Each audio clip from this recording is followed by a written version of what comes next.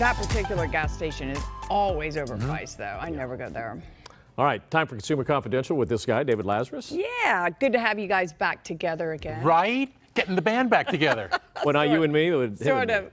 Oh. Well, yeah, I guess all of us. That's Okay. true. I was. Glenn and I are the receiving Everly more brothers you of two. broadcast news. I mean that, in an accurate way. All right, let's talk about social media. A specific social media company says they're struggling. Yeah, and that would be a local company too. We're talking about Santa Monica's Snap. Social media, they are being completely eviscerated in the market today. At last check, the stock was down more than 40%.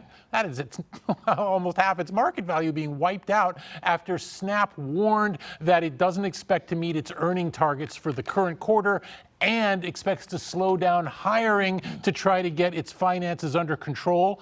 That's not the worst of all possible scenarios, especially in an economy like this, but the market just took a dim view of it. This after last month, Snap reported lower than expected results, but still said that its sales this year could be up by as much as 25%. That was wildly optimistic, obviously, and now traders are punishing the company for it. And moreover, Snap's misfortune is dragging down the entire tech sector, which is dragging down the overall market after yesterday's 600-point climb in the Dow.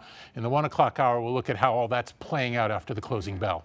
All right, speaking of falling shares, what about Abercrombie & Fitch? Abercrombie & Fitch not having a good day, and this is indicative of the retail sector. And we've been talking about this for weeks now, how the retail sector seems to have become the bellwether for the current economic downturn. Last week, we had Target and Walmart reporting disappointing earnings.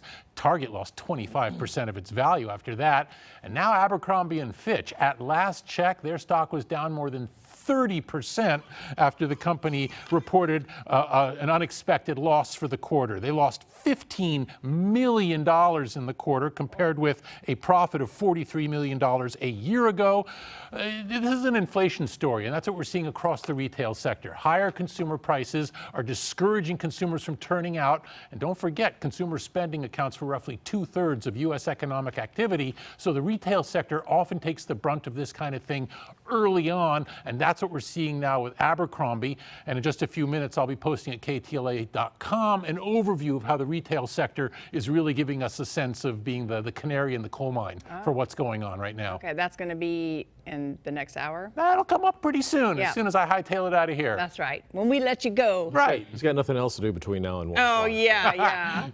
You're in the 9 o'clock now, too. I am indeed. I love that. The 9 a.m., not, yeah. The 9, goodness, All right, not so 9 p.m. Walmart, a commemorative ice cream. First of all, you need to explain what's happening there, but they're having to remove that now. Why? Yeah, there's a few moving parts to this story, but basically you've got Walmart pulling from the shelves an ice cream that was intended, and the packaging conveys that it is celebrating Juneteenth. And if you're not familiar with Juneteenth, that is June 19th, the federal holiday that commemorates the emancipation of enslaved African Americans. Well, Walmart came out with an ice cream flavor that it says was intended to honor African American culture, but critics took to social media right away to call this an insensitive and greedy move on the retailer's part. And Walmart very quickly stepped up and said they apologized to anybody who was offended by this. Inexplicably, this ice cream is red velvet and cheesecake flavored. I can't even imagine how they decided on that. But moreover, let's just cut to the chase here. Commemorating Juneteenth is terrific, and any business should be happy to do it. Profiting from it is another matter, and you'd think somebody at Walmart would have caught that. They didn't. The ice cream is being pulled back, and now they got a PR problem to put out. Or giving a percentage to some type of charity or something. Which you from should it. do in any Yeah. case if you're going to get a piece Exactly. of that action, but Right. no, not for this holiday. Yeah. No. All right. David, thank you.